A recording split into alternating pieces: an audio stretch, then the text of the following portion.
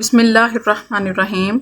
یہ 27 ذی الحجہ سن 23 ہجری بدھ کا دن تھا جب سیدنا عمر فاروق رضی اللہ تعالیٰ عنہ مسجد نبوی میں نماز فجر کی امامت کروا رہے تھے۔ نماز کے دوران ابو لولو فیروز نامی مجوسی غلام نے زہر آلودہ خنجر سے خلیفہ دوم سیدنا عمر فاروق رضی اللہ تعالیٰ عنہ پر 3 وار کیے اور آپ رضی اللہ تعالیٰ عنہ زخمی ہو کر گر پڑے، اور پھر حضرت عبد الرحمن بن عوف رضی اللہ تعالیٰ عنہ نے نماز کی امامت کروائی۔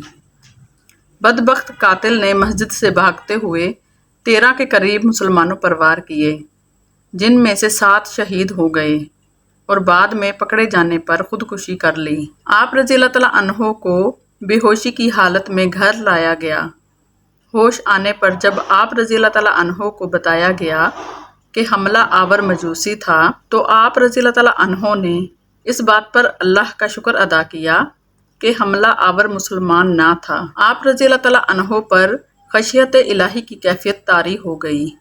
آپ رضی اللہ تعالیٰ عنہ نے اپنے بیٹے عبداللہ کو حکم دیا کہ میرا سر اپنی گود سے ہٹا کر زمین پر رکھ دو تاکہ اللہ تعالیٰ مجھ سے رحم و کرم والا معاملہ فرمائیں۔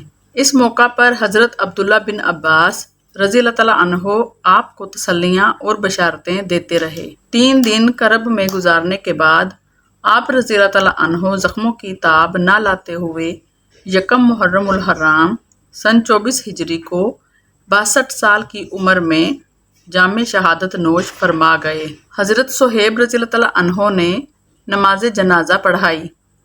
حضرت علی رضی اللہ تعالیٰ عنہ، حضرت عثمان رضی اللہ تعالیٰ عنہ، حضرت عبد الرحمن رضی اللہ تعالیٰ عنہ، حضرت سعد بن وقاص رضی اللہ تعالیٰ عنہ، حضرت طلحہ رضی اللہ تعالیٰ عنہ اور حضرت عبد الرحمن بن عوف رضی اللہ تعالیٰ عنہ نے سیدنا عمر فاروق رضی اللہ تعالیٰ عنہ کو قبر میں اتارا۔